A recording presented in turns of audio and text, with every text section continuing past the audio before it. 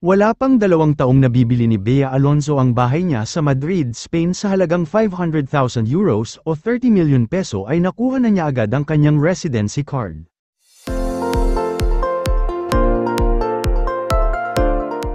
Matatandaang noong November 22, 2022 ay nagbakasyon ang aktres kasama ang mommy Mary Ann Ranolo at stepdad na si Don Carlos sa Madrid sa loob ng 26 na araw at nabigyan na siya ng Golden Visa o Spanish Government Residency by Investment Program. Pagkatapos ng nasabing bakasyon ay walang balita kung nakabalik ulit si Bea sa Spain dahil naging busy na siya sa mga project niya rito sa Pilipinas, bukod pa sa busy rin siya noon sa pag-aayos ng kasal nila ng ex-fiancé na si Dominic Roque.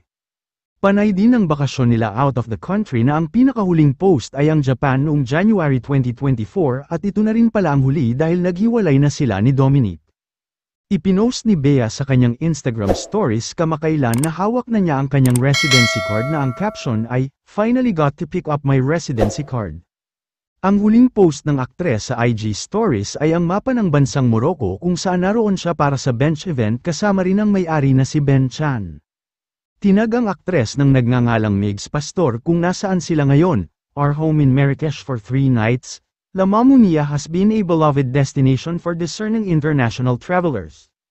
Located in the heart of the enchanting Imperial City, this luxury hotel has recreated the intoxicating mood of a Moroccan palace. The sprawling gardens are ripe with citrus trees, fragrant rose blossoms, ancient olive groves, and a vegetable garden where one might see La Mamounia's chefs foraging for ingredients to be prepared that evening at the hotel's 3 signature restaurants. Completing the regal experience, La Mamounia's service epitomizes Moroccan hospitality with attentive and friendly staff, always with a warm smile." Pero bago sila tumungo ng Morocco ay may larawan din si Bea kasama si Ben Chan na nasa Madrid at Paris kasama ang grupo niya.